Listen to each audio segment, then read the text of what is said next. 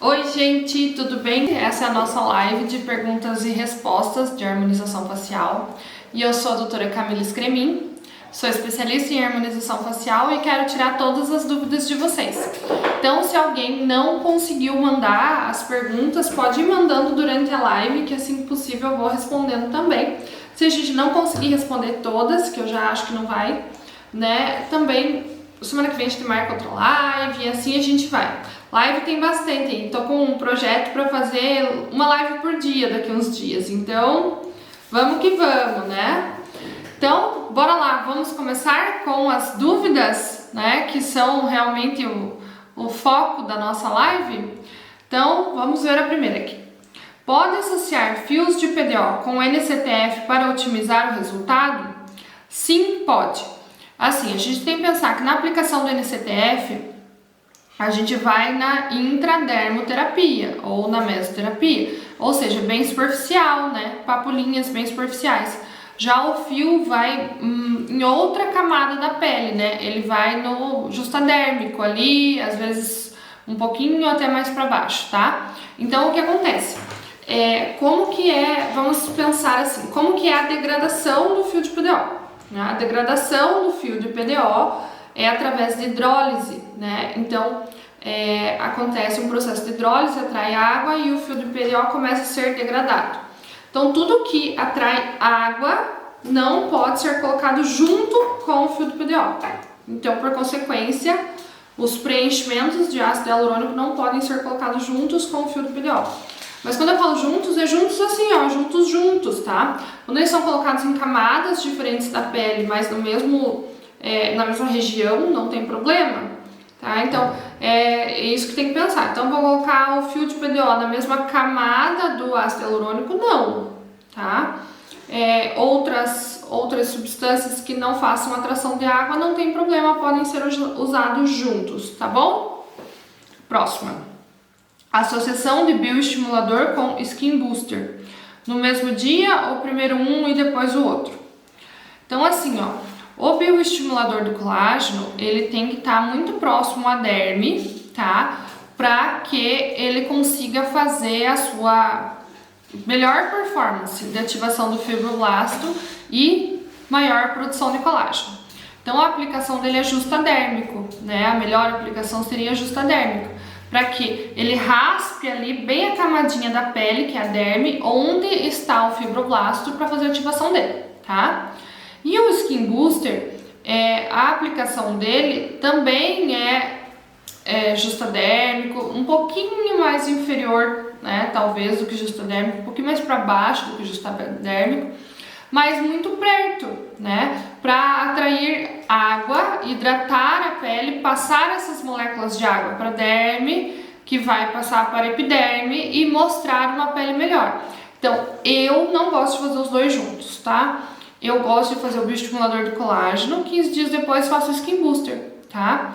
Por quê? Porque, veja bem, o bioestimulador, os dois principais bioestimuladores do mercado aí, o Radiesse e o Sculptra, eles são diluídos, certo? E o Skin Booster vai atrair molécula de água. Então, eu vou colocar o Skin Booster já nadando na diluição do bioestimulador. Então, ele não vai fazer movimento das moléculas de água do nosso próprio organismo para hidratar aquela região. Não acho que tem muito sentido isso, quando a gente tá falando do mesmo lugar, né? Agora, se for fazer bioestimulador no pescoço, Skin Booster nos olhos, aí não tem problema nenhum, tá bom? Deixa eu achar a próxima dúvida aqui. O que o ácido hialurônico faz no rosto? Então, assim, ele faz várias coisas, tá? Então, o ácido hialurônico, ele é uma molécula biocompatível. O que é isso? Então, nós temos o ácido hialurônico endógeno dentro do nosso corpo. Ele faz hidratação das articulações, ele faz arcabouço, né? Para que a nossa pele fique no lugar, tá? Então, existe ácido hialurônico no nosso corpo. Aí foi sintetizado ácido hialurônico em forma de gel ou em forma líquida, tá? Para que fosse aplicado no nosso rosto para repor o ácido hialurônico que a gente vai perdendo, o colágeno que a gente vai perdendo, tá? Então, existe o ácido hialurônico de baixo peso molecular, que é líquido, tá? porque ele faz hidratação na pele, ele atrai moléculas de água e faz hidratação na pele, que pode ser usado nas mesclas, com mesoterapia, com protocolo de mesotoxina, tá? Então, existe o ácido hialurônico líquido, tá? E existe o ácido hialurônico do preenchimento, que é um gel. E aí, falando em gel, a gente tem uma infinidade de géis no mercado, de marcas comerciais, mas basicamente a gente tem o ácido hialurônico com baixa reticulação, baixíssima reticulação, tá? Que ele tem uma capacidade de hidratar muito, de atrair moléculas de água, mas não fazer nenhum volume, que é o Skin Booster, tá? E a gente tem um ácido hialurônico de baixa reticulação, que então ele tem uma capacidade de hidratação boa e ele tem pouca força de elevação de tecido, mas ele eleva um pouquinho, tá? E a gente tem de média reticulação, relogia, que ele tem capacidade de hidratação um pouco menor, mas uma força um pouquinho maior de empurrar o tecido, tá? Então, em áreas que a gente quer, não pode ter um preenchimento duro, assim, grosseiro, e quer um volume, como uma boca, por exemplo. Então, ele empurra o lábio, né? Faz eversão, faz volume, e faz uma hidratação, mas ele não é duro. E a gente tem o ácido hialurônico de alta reologia, de alta densidade, que ele tem pouca capacidade de hidratação, mas ele tem pouca, e ele tem muita força para empurrar a pele, tá? Para cima. Então, pra gente fazer um nariz, para fazer uma estruturação malar. E a gente tem no mercado o Volux, que é da Allergan, que é o que tem a reologia mais alta de todas, que é para imitar um osso, tá? Então é que ele tem muita força para empurrar o tecido e pouquíssima força para fazer hidratação, que ele é indicado para imitar a mandíbula e o queixo, tá? Então hoje no mercado comercial a gente só tem o Volux para fazer isso. Deixa eu ver, tá fechada a minha janela, achei que ia bater uma resta de sol aqui, tá? Como usar o ácido hialurônico? A próxima pergunta. Quando usar o ácido hialurônico? Não era como, quando? Então assim, a gente tem duas linhas que se dividem na harmonização facial como um todo e que entram na questão do ácido hialurônico, tá? Então a gente tem a linha da beautification, que é do embelezamento, tá? E a linha que trata o rejuvenescimento, tá? Então, quando a gente pensa na linha do embelezamento, quando que a gente vai usar o ácido hialurônico? Quando eu quero fazer uma rinomodelação, tá? Quando estou infeliz com o meu nariz. Quando eu quero fazer um preenchimento labial, porque eu tenho lábios finos, ou pouco contorno, ou pouca projeção. Quando eu quero fazer um preenchimento de olheira, porque eu tô com uma olheira funda. Quando eu quero projetar meu queixo, marcar minha mandíbula por embelezamento, tá? Outra maneira de usar o ácido hialurônico para rejuvenescimento é estruturar a face, tá? Então, eu vou estruturar a face que está derretida. Quando a gente envelhece, o nosso processo de envelhecimento é um derretimento mesmo da face, tudo cai, tá? Se a gente for pensar assim, bem preto no branco, bem tintim por tintim, né? Tudo cai, né? A nossa pele do corpo inteiro desaba pela força da gravidade, tá? Então, o nosso envelhecimento é de cima para baixo, de trás para frente. Então, é esse vetor aqui no nosso rosto, tá? E esse movimento que vai ser feito. Então, a gente vai usar o ácido hialurônico para estruturar a parte posterior do rosto, para tentar reverter esse vetor, tá? Para tentar colocar as estruturas de volta na sua posição, para que assim a gente rejuvenesça um pouco. E dá para associar as duas coisas? Normalmente sim, normalmente a gente associa, faz as estruturações para rejuvenescimento e com o envelhecimento a gente também perde volumes. Então perde volume na têmpora, perde volume aqui ó, na pré-maxila, né, no malar anterior. Então vai perdendo volume, perde o desenho do ângulo da mandíbula e a gente precisa estruturar isso aí para voltar a ter um rosto um pouco mais rejuvenescido, tá bom? Oi. Bom dia, doutora Camila. Tem como diminuir a depressão causada pela diminuição da bola de Bichat? Qual o procedimento? Leonice, eu tinha anotado tua dúvida. Eu ia responder ela, mas já que você já perguntou, vou perguntar. Vou responder. Então, assim, como diminuir a depressão causada pela diminuição da bola de Bichat? A bola de Bichat é uma gordurinha que fica aqui, ó, tá? Então, quem tem uma bola de Bichat muito gordinha, muito grande, tem indicação de bichectomia. Por que tem indicação de bichectomia, Camila? Porque das duas, uma. Ou ela vai ficar com aquela bochecha gordinha, e à medida que ela envelhece, tudo cai, a gente já acabou de falar isso. E a bola de Bichat vai cair e vai virar um buldogão, tá? Ou, né, ela tem uma bola de Bichat muito pequenininha, e à medida que envelhece, vai perder mais ainda este volume, tá? Então, a bola de Bichat, a gente só atrapalha, vamos falar bem a verdade, mas tudo bem. Então, a pergunta da Leonice é como diminuir a depressão causada pela diminuição da bola de Bichat.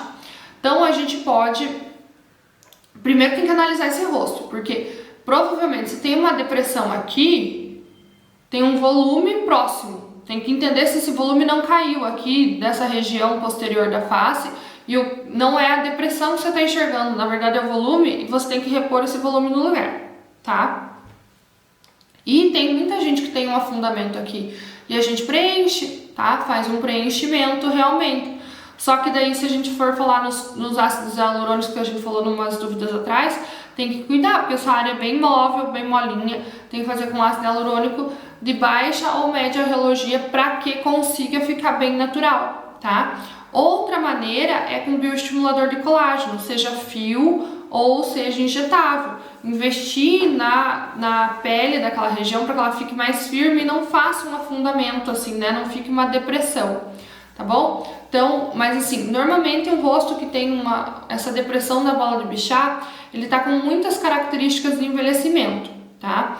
Então, provavelmente tem que repor volume em têmpora, tem que estruturar zigomático, tem que repor volume em malar anterior, tá? Levantar toda a parte de cima do rosto para entender se vai sobrar essa depressão aqui. Normalmente o rosto estica e não sobra mais nada daí, tá bom? É isso. Como usar ácido hialurônico no rosto? Então, usar o ácido hialurônico no rosto, se for preenchimento, a gente usa de forma injetável, com agulha ou com cânula, tá? É bem seguro, basta conhecer a anatomia e ter o profissional ter habilidades. Se for usar o ácido hialurônico em formato líquido, por exemplo, também pode ser aplicado no rosto, assim como pode ser passado através de um cosmético, de um sérum e tal. O que você vai conseguir com isso? Uma hidratação superficial da tua pele, tá? Então, o ácido hialurônico ele tem diversas apresentações, até em cápsula, tá? Quer dizer que funciona? Tenho minhas dúvidas, né? Não existe nada na ciência comprovando. O que existe se você for usar o ácido hialurônico de forma tópica, né, de passar, você vai conseguir uma hidratação superficial da pele, tá? Por quê? Porque ele atrai moléculas de água. E em forma injetável, já contei para vocês mais ou menos qual é a dinâmica. Qual é o melhor ácido hialurônico? Vamos considerar que estamos falando de preenchimento. Quando a gente fala ácido hialurônico é muito amplo, né? Nós vamos considerar que estamos falando de preenchimento de ácido hialurônico. Existem muitas marcas comerciais boas no mercado brasileiro. Se existe aprovação da Anvisa, essa marca teve que cumprir alguns requisitos de segurança que a Agência Nacional de Vigilância Sanitária exige, tá? Hoje, as marcas com mais estudos científicos, mais conceituadas e mais seguras mundialmente são a linha Restylane da Galderma e a linha Juvederm da Allergan, que são as duas linhas que eu uso. E eu uso a Belotero também, que também é a terceira que tem mais estudos, vamos dizer. Tá? São dos maiores laboratórios do mundo em relação à estética, cosmética, cosmetologia, tá? Que é a Allergan, a Galderma e a Merz, tá? O que a gente tem que pensar na escolha de um ácido hialurônico é o seguinte: quando é extraído o ácido hialurônico sintetizado de uma bactéria, ele vem de uma bactéria, tá? Vem as moléculas de ácido hialurônico lá, e essas moléculas estão soltas, tá? E elas têm que ser condensadas para ser injetadas no rosto do paciente. E uma maneira dessas moléculas serem condensadas é aplicando um produto químico que chama BBDE, tá? E o BBDE é o maior causador de alergia, de edemas tardios, de complicações no ácido hialurônico, tá? Então, quanto mais BBDE tem na fórmula, pior é esse ácido hialurônico. Mas teve-se que colocar química para que essas moléculas fossem mais puras e unidas. Quanto menos BBDE tem na formulação, melhor é o ácido hialurônico, porque a tecnologia para extração dessas moléculas de ácido hialurônico foi melhor, a cepa bacteriana era mais nova, então tudo caminhou melhor para que essas moléculas fossem mais unidas e mais puras. É óbvio que se eu pegar uma seringa com 100% de ácido hialurônico, com 98% de ácido hialurônico e 2% de BBDE, é muito mais pura do que uma seringa que tem 50% de BBDE e 50% de ácido hialurônico, né? É óbvio isso.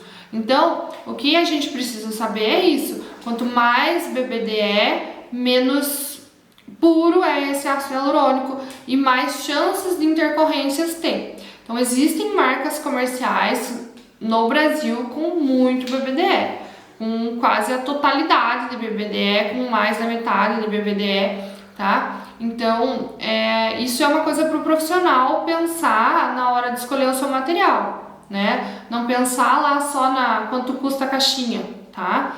Quanto custa a caixinha, mas quanto custa o teu sossego, né? A tua segurança do teu paciente. Então, é bem importante pensar nisso aí, tá bom?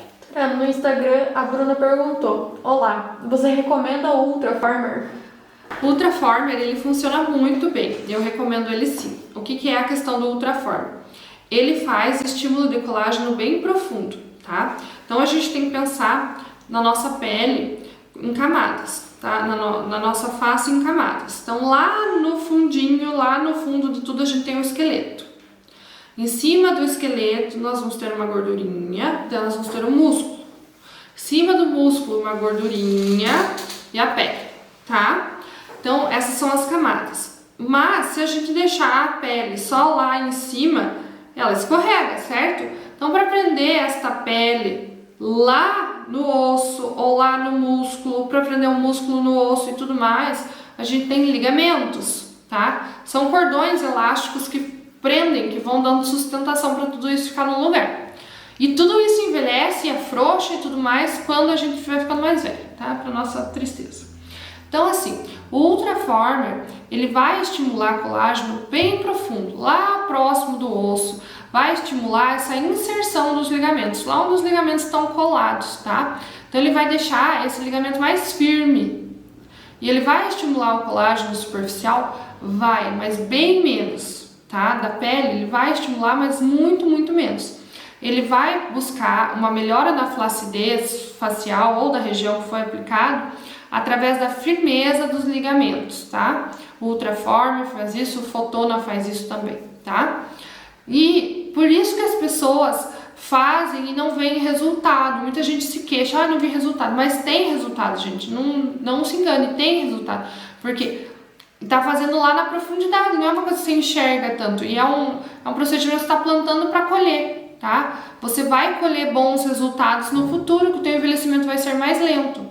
E tem e ainda o Ultraformer tem mais uma ponteira, que ela faz a destruição de células de gordura também, tá? Mas também não é assim um milagre, eu vou tirar todas as minhas células de gordura. Não, ela faz uma destruição limitada de células de gordura, então ela melhora a papada, a bolsinha sobre os olhos, mas é lá na profundidade. Lembra que eu falei que tinha osso, gordurinha, Músculo, gordurinha, então, é aquela gordurinha lá da profundidade, tá? Então tem gente que vai ver muito resultado, por quê? Porque só tá com afrouxamento, né, com uma frouxidão ligamentar ali, e que o Ultraformer vai fazer esse estímulo e vai reposicionar os tecidos. Agora tem gente que tem um envelhecimento mais avançado, que não é só o ligamento que tá frouxo, a pele tá frouxa, o músculo tá frouxo, o osso perdeu o contorno, então precisa associar vários procedimentos. O mundo ideal do bioestimulador de colágeno é a associação do Ultraformer lá na profundidade com os injetáveis, que é mais na superfície, tá? Se eu fosse escolher um só, eu não tenho dinheiro para investir nos dois, ou se eu fosse bem jovem, tá? Eu até podia pensar no Ultraformer, mas o que mais aparece resultado realmente são os injetáveis, tá? Mas se você pode investir, invista. Deixa eu achar aqui as outras perguntas. Calma. Então eu tenho que aumentar, porque eu sou cega e tá muito pequenininho. Quais os efeitos colaterais do Botox no rosto? Não posso falar essa palavra. Quais os efeitos colaterais da toxina no rosto? Tá? Só para dar a edição certinho. Então, os efeitos colaterais, quando a gente faz a aplicação de toxina, é assim, ó. Você pega um músculo, vamos pensar assim que eu tenho aqui um bife de um músculo, tá? Se eu apliquei toxina no meio desse bifinho, desse músculo, eu permito que os outros lugares onde não está relaxado, continue seu movimento, faça com uma força maior, tá? Então eu sempre vou ter áreas que vão querer compensar o movimento do relaxamento da aplicação da toxina. Então por isso que a gente precisa fazer uma análise facial criteriosa quando a gente faz toxina no paciente. Por quê? Porque se eu apliquei aqui, eu vou ter um efeito colateral aqui, tá? Os efeitos colaterais mais clássicos da toxina são a flacidez, né, do tecido. Então, se eu tenho uma testa de uma paciente mais velha, mais envelhecida, ela tem rugas, eu fiz toxina, eu posso fazer toxina, mas eu tenho que lembrar que essa pele vai pesar, né, porque ela já não tem mais força, ela não tá tão grudada, ela tem flacidez e vai ficar mais pesado em cima da sobrancelha do meu paciente. Esse é um efeito colateral. Outro efeito colateral é a visibilidade da flacidez da pálpebra inferior. Por quê? Porque quando o paciente sorri, se aqui ele não vai dobrar, vem todo o acúmulo de pele pra cá. Então, se ele já tem essa pele mole, mostra mais, tá?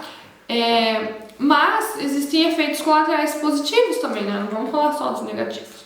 Então, como a toxina ela modula, né, o músculo, as glândulas sudoríparas, as glândulas sebáceas, todas as glândulas da nossa derme, elas têm componentes musculares para que elas possam fazer esse movimento de apertar e sair o óleo do suor, né? Para que possa fazer esse movimento de apertar e sair o suor de dentro, né? O óleo do suor, não, o óleo da oleosidade, né?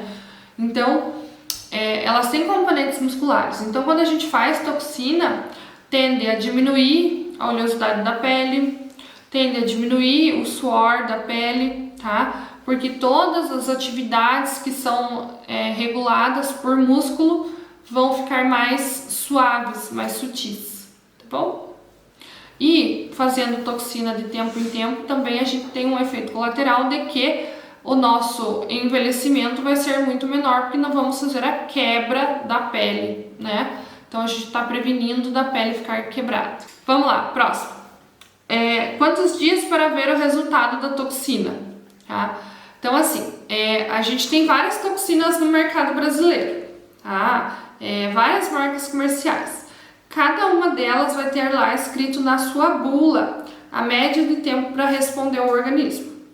O que a gente sabe hoje, baseado em estudos científicos, é que demora 4 horas para ter a ligação completa da molécula da toxina. Então a molécula ela é uma molécula de alto peso molecular, uma de baixo peso molecular, ligada por uma ponte de bisulfeto e protegida por uma proteína carreadora.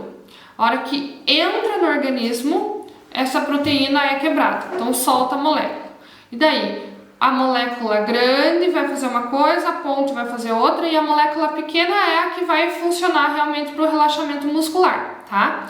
E para essa molécula pequena chegar lá, fazer a clivagem, ou seja, cortar o receptor da acetilcolina e não permitir que a acetilcolina seja liberada na fenda da neuromuscular ali do neurônio e faça o movimento da placa motora muscular, demora 4 horas esse processo. Falei um monte de coisa difícil, né? Se vocês não entenderem, avisem que eu explico.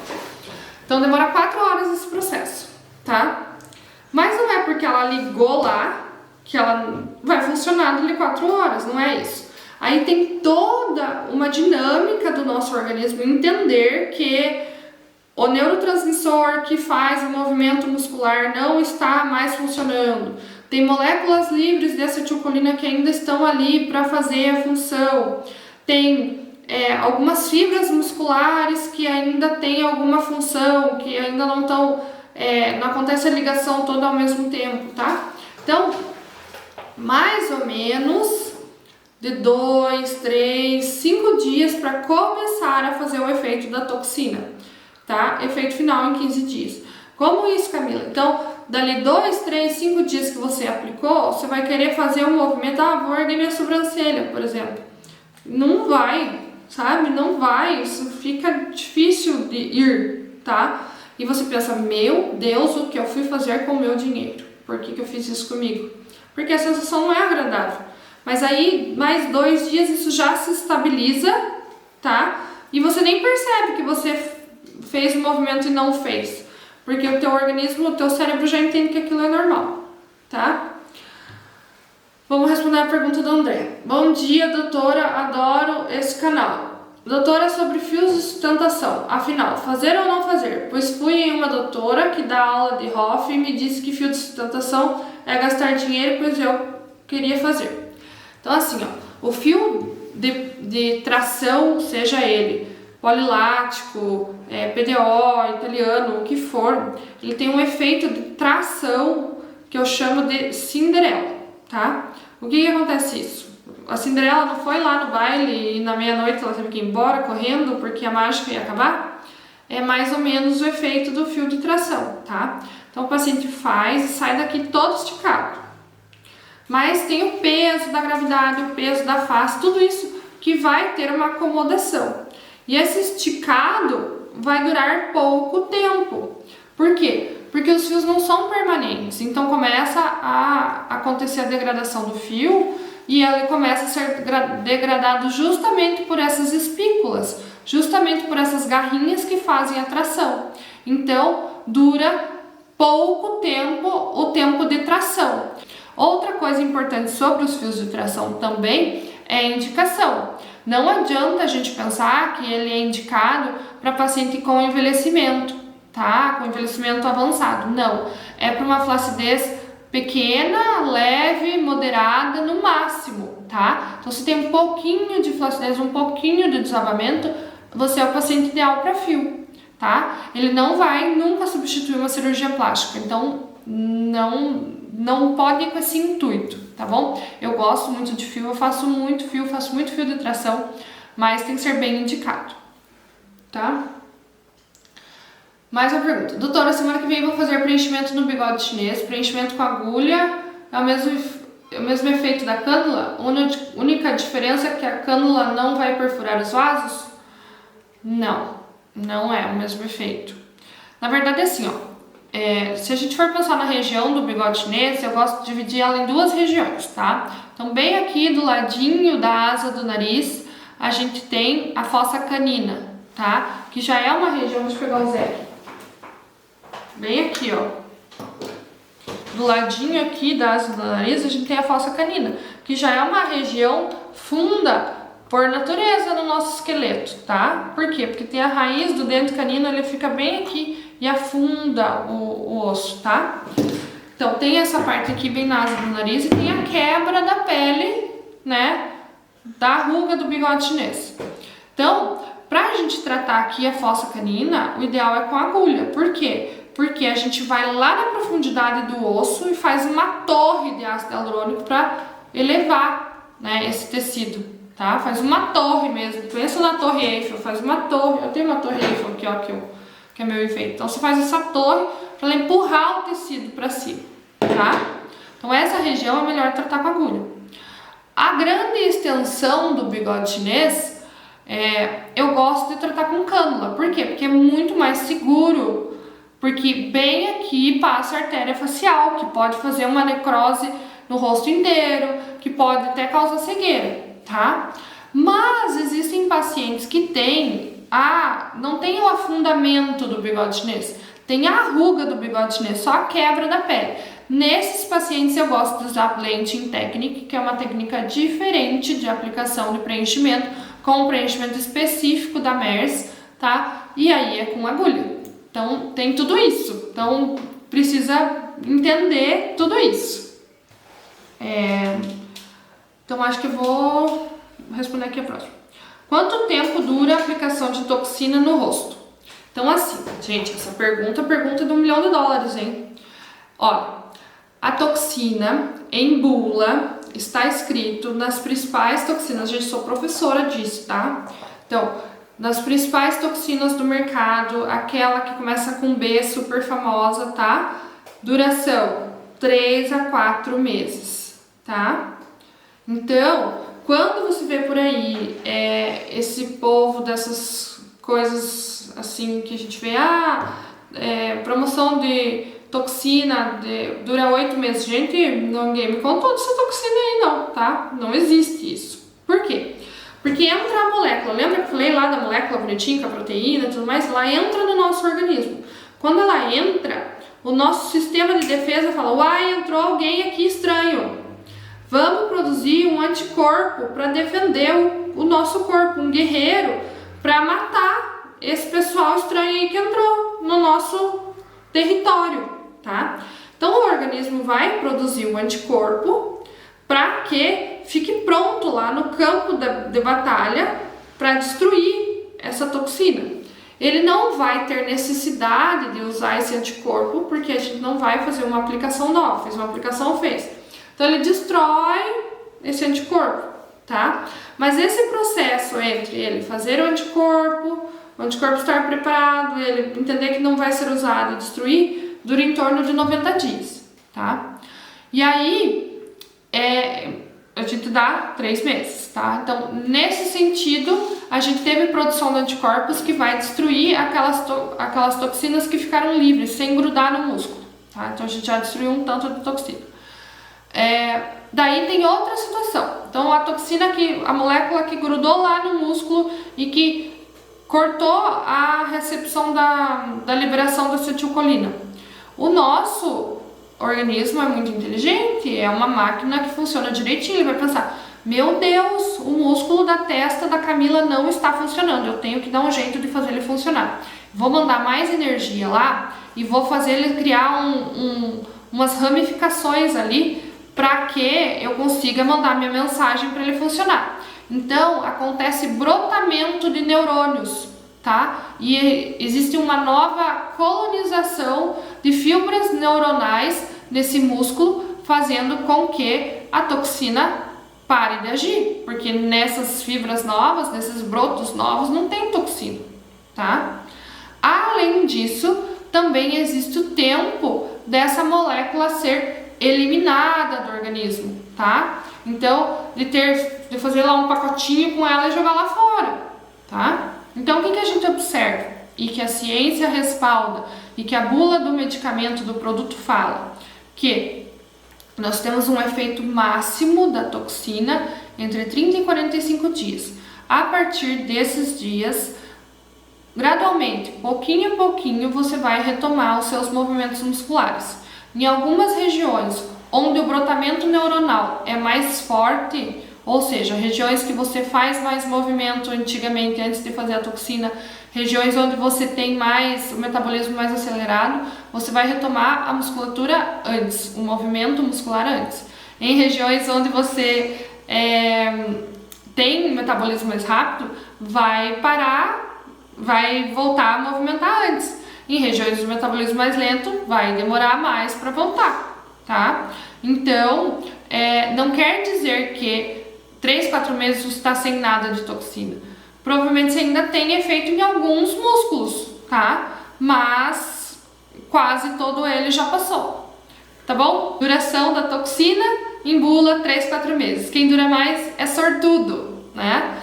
E a gente tem que entender isso. Então, se vocês ficarem com mais alguma dúvida, quiserem mandar mais alguma coisa, a gente combina pra semana que vem, faz mais live, tá bom? Espero que vocês tenham gostado, que eu tenha conseguido esclarecer algumas dúvidas de vocês. E até a próxima. Beijocas!